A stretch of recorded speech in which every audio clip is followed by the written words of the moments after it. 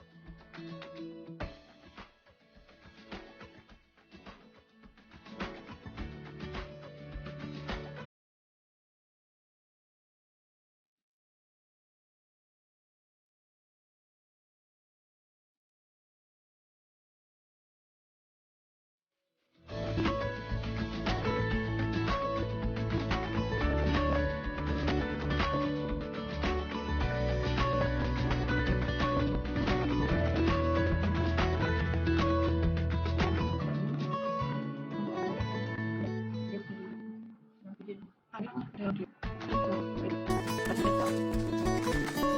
mirip-mirip sama kayak nyobain.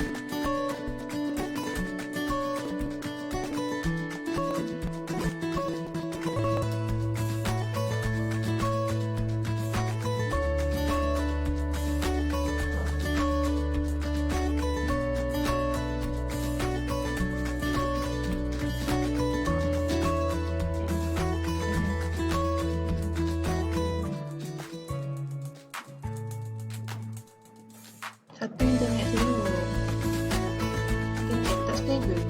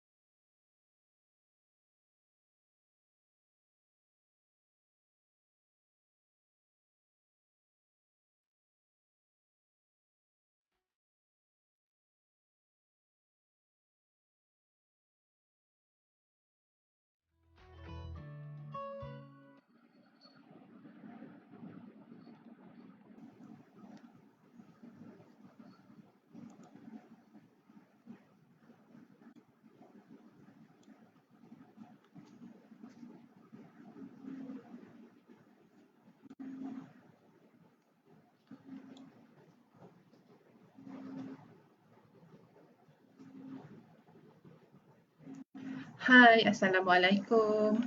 Selamat pagi.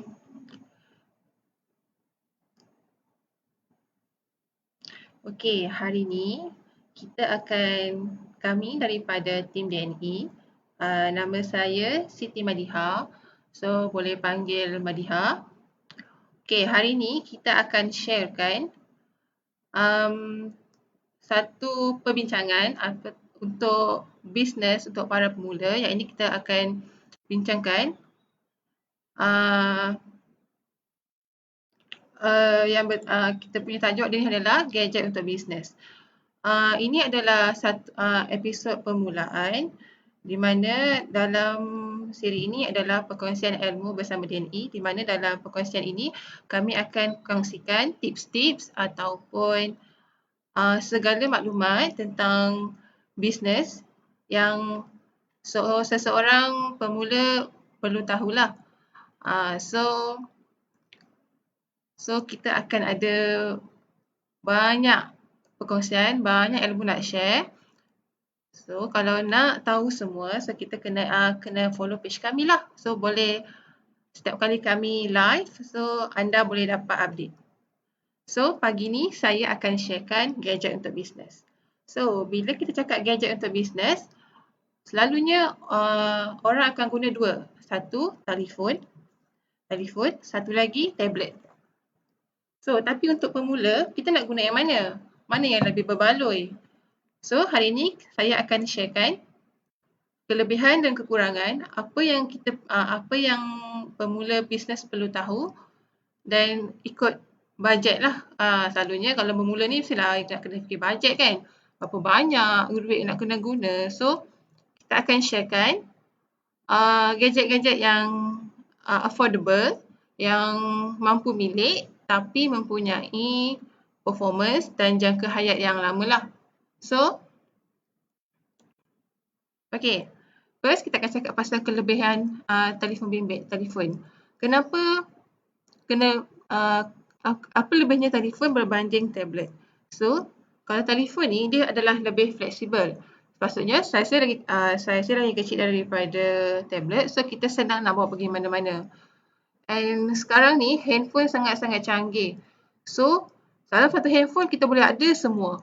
Kita boleh ada WhatsApp, boleh ada Telegram, boleh ada Facebook, dah ada Google. So, semua benda ada dalam satu device. So, dengan cara tu, kita senang nak communicate. Handphone adalah, of course lah, handphone adalah tujuan utama dia untuk communicate dengan orang. So, dengan guna handphone je, kita boleh communicate dengan pelanggan lah. So, tak payah nak berat-berat bawa tablet ke apa ke. Tapi, ada kekurangannya jugalah. So, dengan guna just handphone je, kita boleh buat bisnes, kita boleh manage ataupun maintain kita punya bisnes dekat mana je. Even tu kalau dekat rumah ke, even tu kalau kita tengah vacation pun, kita boleh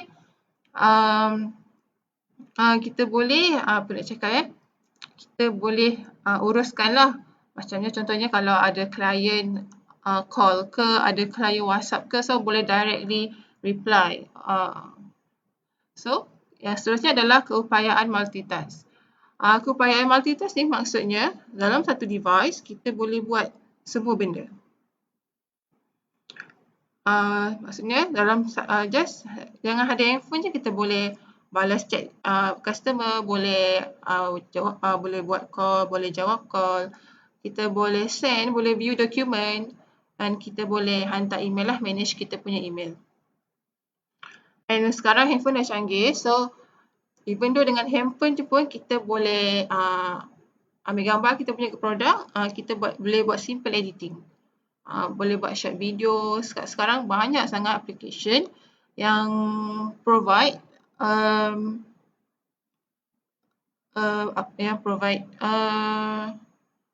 tools untuk edit video. Tapi apa pula kekurangan dia ni? Okay, biasalah kalau benda canggih, kita kena use with careful lah. Sebab dia tak boleh jatuh. Kalau jatuh je, mungkin nanti screen retak lah, apalah. So, itu kat situ kadang ada costing lagi lah. Nak kena betulkan lah pula. So, kita kena guna hati-hatilah. Next, kita cakap pasal tablet pula. Kenapa ada option tablet kalau dah ada handphone kan? So, kalau tablet ni, dia lagi mudah, lagi fleksibel, lagi mudah untuk dibawa berbanding laptop. Sebab kalau laptop lagi besar, lagi berat. Dan satu lagi, kalau berbanding handphone, tablet ni dia lagi efisien sebab skrin dia besar. Bila skrin besar, mesti ada setengah orang macam nak baca dokumen pakai handphone kan susah. So, bila pakai tablet, so skrin lagi besar, so lagi macam kita rasa macam lagi user friendly lah, lagi senang nak baca.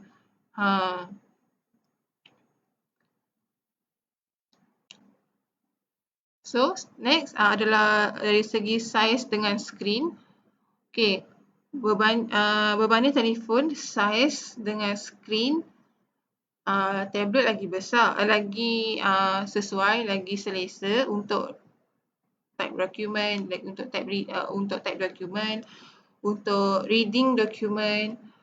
Apa kelebihan tablet ni adalah dia boleh buat function sama macam laptop, tapi dia lagi kecil, lagi fleksibel. Sebab macam laptop kita nak type dokumen, tablet pun boleh buat. Dia lagi mudah lah, lagi fleksibel, kita nak bawa ke mana saja, lagi ringan, lagi jimat ruang. Sebab kalau macam kita jenis yang bergerak, yang travel, macam travel business kan. So, kalau laptop tu berat, satu lagi harga dia costing lah. Kalau dia lagi costing lah daripada tablet. Kalau nak cari, contohlah, dia katalah, tanya, alah, kan laptop ada juga yang nipis. Memang betul laptop ada yang nipis, tapi itu harga dia sangat-sangat mahal. Dia boleh cecah sampai 7 hingga 8,000. So, tak naklah macam tu kan. So, banyak sangat kos nanti kita nak keluarkan. Kenapa? Tapi apa pula kelemahan tablet ni? Sama jugalah macam handphone. Dia sangat-sangat kena guna dengan hati-hati sebab dia barang gadget kan. So, dia tak boleh jatuh, tak boleh kena air. Tapi dan berbanding telefon, saiz tablet lagi besar lah. Kurang fleksibel lah sebab dia banyak makan ruang. Contohnya lah, kita just bawa handbag je kan. Kalau nak masuk tablet, of course lah kena bawa handbag yang besar kan. Macam tu. So, kepada yang menonton, share lah. Macam kita sharing ilmu. Tujuan saya ni just nak sharing ilmu. So, tak salah kalau rasa apa yang saya cakap ni bermanfaat. So, boleh share kat grup-grup. So, kita sharing sama-sama. Kalau ada apa-apa boleh komen. Kalau ada apa-apa soalan, pertanyaan ke, boleh komen. Nanti saya jawab. Bila kita buat perbandingan handphone dengan tablet, mana lagi okey, mana lagi baik? Untuk jawab soalan tu, ia bergantung kepada keperluan kita. Bergantung kepada bisnes apa yang kita buat. Contohnya, bisnes kita perlukan banyak buat poster, banyak buat video editing, nak video yang perlukan professional look. So, tablet lagi sesuai lah sebab dekat tablet pun kita boleh buat video editing guna Filmora. Sebab Filmora pun ada, Filmora tu adalah satu application untuk edit video yang dia agak besar, tapi kalau nak buat cover tak boleh lah. So, kalau nak buat kat table boleh.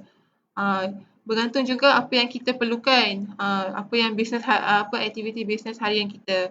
Kalau contohnya bisnes harian kita just perlukan kita macam ambil gambar produk, lepas tu post kat group, post dekat contohnya dekat marketing platform. So, handphone just enough lah. Tak perlu tablet sebab kalau compare tablet dengan handphone, of course lah tablet lagi mahal sebab dia punya function lagi variety. So, kalau ada apa-apa soalan boleh komen kat bawah. So, kalau saya jawab, saya jawab. Kalau saya tak boleh jawab, nanti kita akan update lah macam mana. Okay. So, tadi saya cakap tadi, kalau handphone tu, kalau macam bisnes kita just perlu ambil gambar, kalau nak buat live kat social media. So, handphone senang lah. Sekarang handphone canggih. So, semua benda boleh buat. Kalau just nak posting, menguruskan posting kat social media, nak update ke, update produk baru ke macam mana. Kalau nak communicate dengan pelanggan ke, buat ikut call, boleh text, boleh messenger, semua boleh. Guna phone je, semua dah boleh. Tapi kalau macam tablet ni pula, apa kelebihan dia? Kenapa kita perlukan tablet ni? Kalau contohnya saya cakap tadi lah, nak edit video yang macam nak edit video yang profesional, nak buat animation, simple animation. Kita ada application yang boleh support semua tu lah. Yang kita akan kongsikan nanti dalam masa akan datang. So, kena stay tune lah. Kita ada banyak lagi episod, banyak lagi benda kita nak share. Lepas tu kita boleh juga hasilkan poster. Poster ni maksud saya poster yang nampak profesional.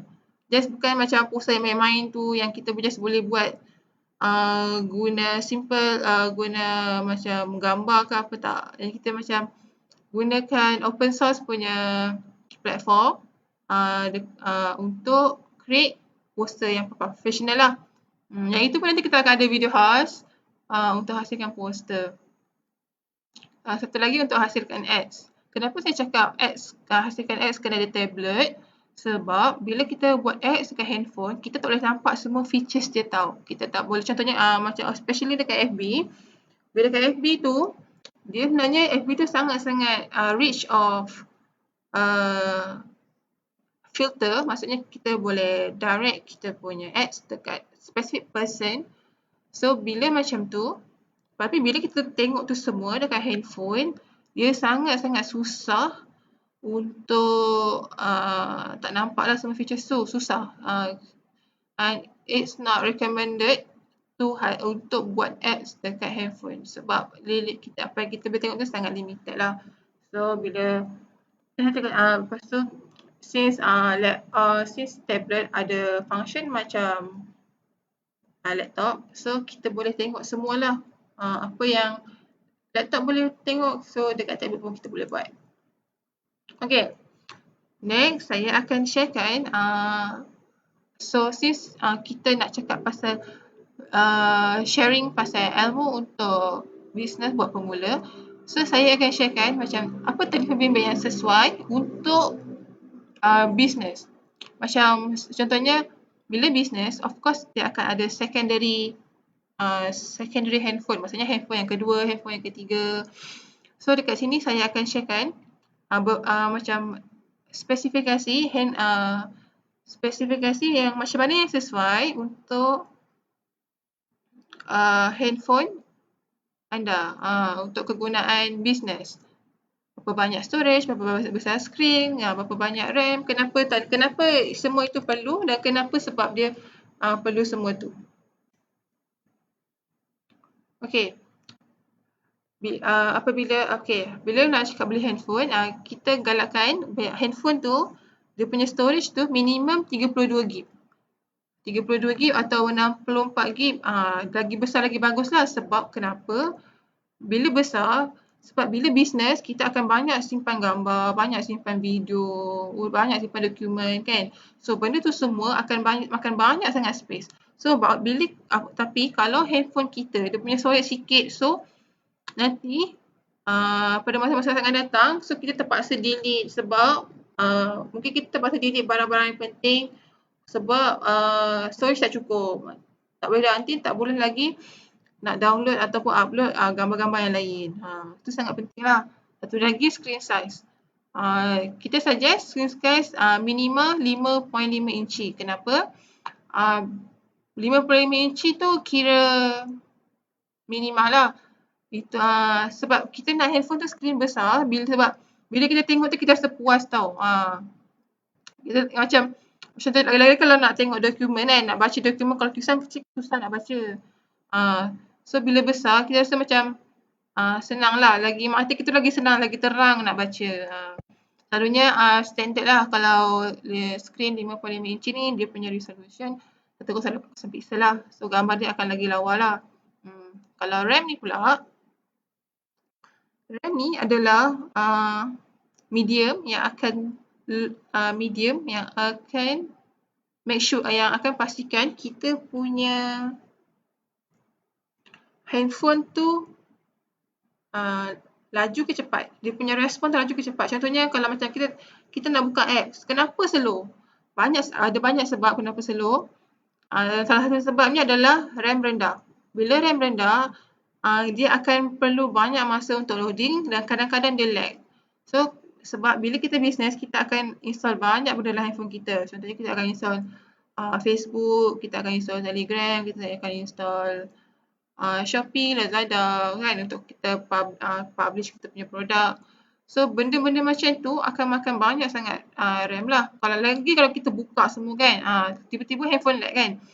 Mungkin ada setengah-setengah perasan atau rasa kenapa kalau kita buka banyak-banyak kan, kita tak perasan pun kita buka banyak-banyak.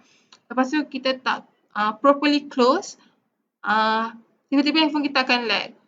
Kenapa macam tu? Mungkin ada setengah-setengah tahu tapi setengah tak tahu. So saya akan share lah lepas ni kenapa handphone kita lag dan macam mana kita nak elakkan daripada handphone kita lag supaya dia bagi tahan lama. Okay, seterusnya kamera. Kamera minima 13MP.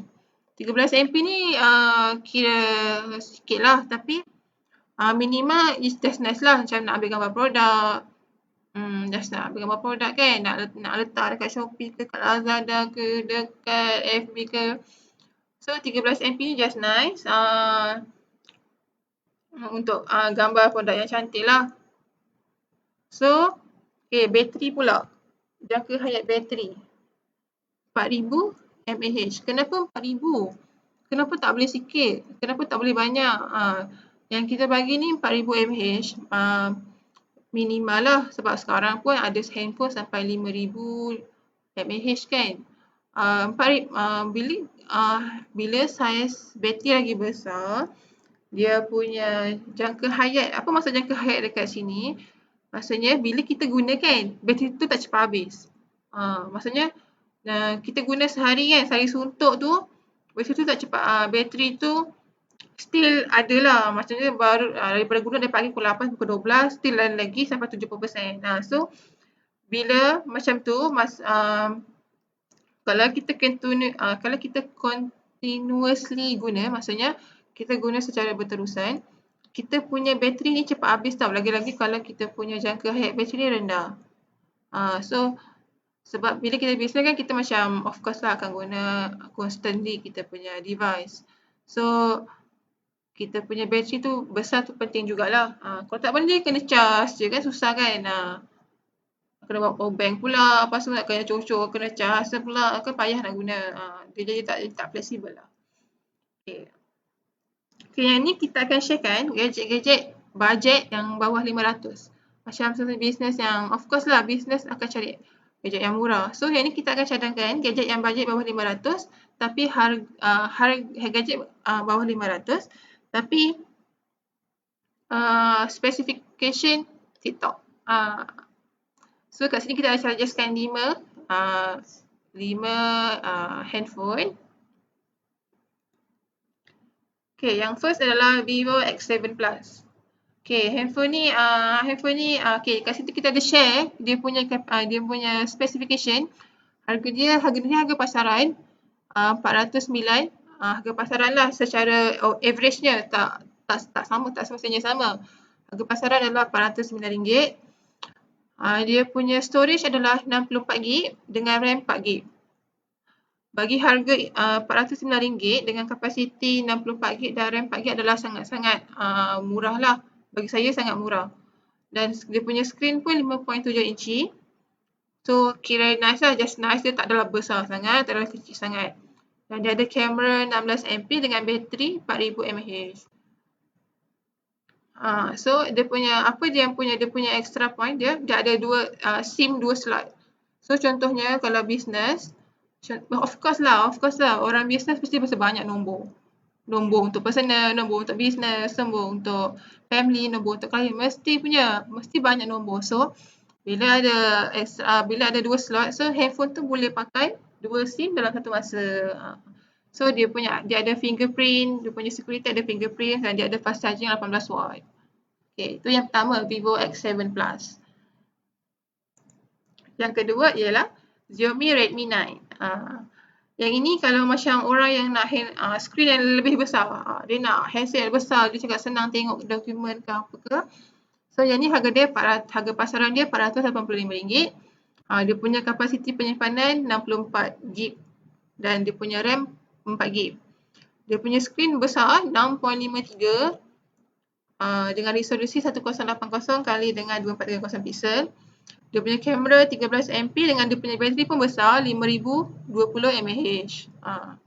Macam tadi juga handset ni sekarang handset ni ada dua SIM slot, lepas tu dia ada fingerprint dan dia ada fast charging lah 18 watt. Seterusnya adalah Oppo A5s. Harga pasaran dia RM499. Dia punya storage 64GB, 4GB RAM. Dia punya skrin tadi kecil sikit daripada yang sebelum ni, yang ni 6.2 inci. Dan kamera dia ada 13MP dengan bateri dia adalah 4230. Handphone kita cadangkan ni semua kita dah cari betul-betul yang harga bawah 500 tapi dia punya specification TikTok. InsyaAllah boleh pakai lama kalau pakai betul-betul. Macam ni. Tapi handphone ni tak ada fast charging lah. Dia cuma ada SIM 2 slot dengan fingerprint. Seterusnya adalah Realme C3. Ini pun okey juga. Harga dia RM499. Dia punya kapasiti penyimpanan dia 64GB. RAM 4GB. Skrin pun besar juga. Ni 6.5 inci. Ni kalau tengok dokumen puas gila ni. Tapi kamera dia kurang sikit. Tapi kalau macam orang tu just untuk jawab chat ke apa ke, so ini okey lah. Sebab bateri pun besar 5000 mAh. Ini ada SIM 2 slot dengan charging, fast charging 10 watt. Okay, next adalah Xiaomi Redmi. Xiaomi Redmi 8. Ni berapa harga dia ni? Saya rasa tak silap saya dalam 400 lebih. 400 lebih. Dia punya kapasiti penyimpanan adalah 64GB, RAM 4GB.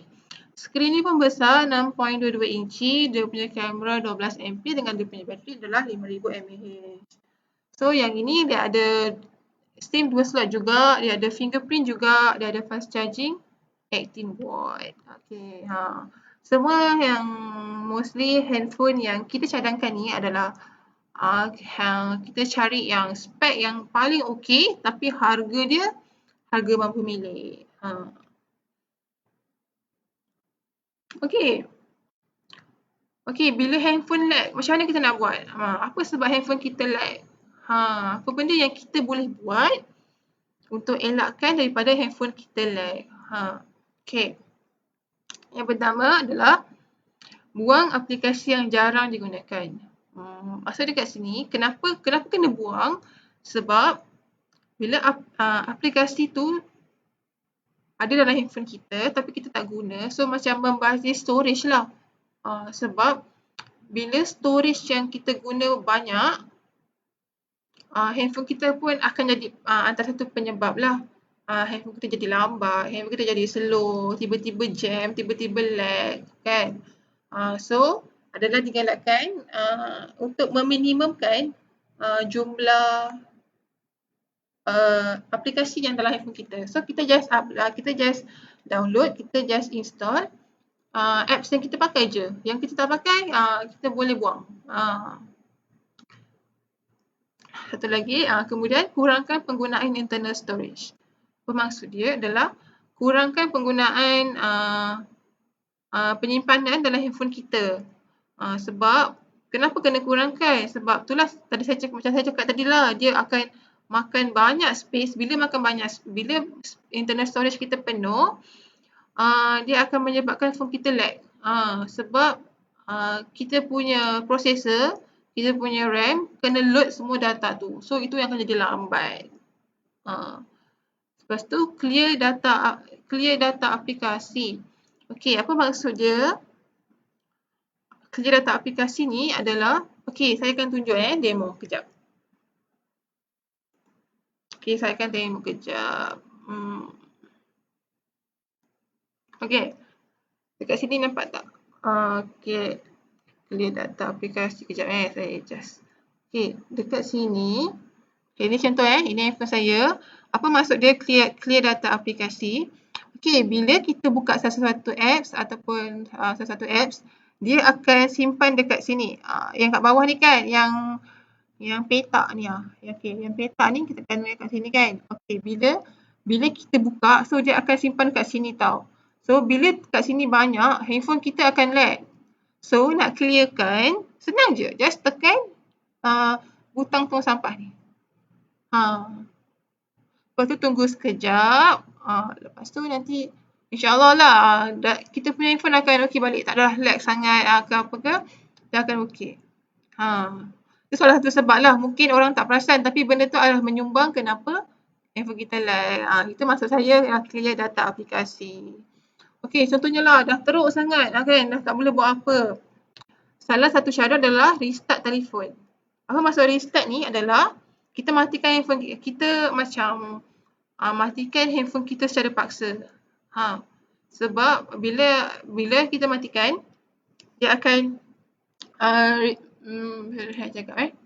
dia akan macam clearkan semua data-data tu. Dia macam clear semua, so dia akan working as clean lah. So dia akan, phone kita akan okey lah. Tapi itu adalah, bagi saya itu adalah option terakhir. Sebab it's not suggested, tapi kalau dah terdesak boleh buat. Okay?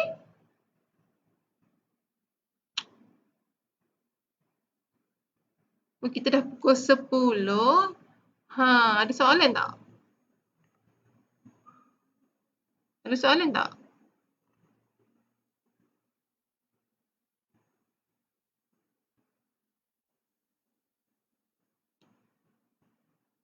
Okey, kalau tak ada soalan, terima kasih kerana mendengar, kerana menonton. Kita boleh share, kita punya live ni kalau rasa bermanfaat. Okey, lepas ni lepas ni kita akan share lagi banyak-banyak tips untuk bisnes, apa kena buat, apa kena ada kan. So stay tune. Lepas ni kita akan ada lagi.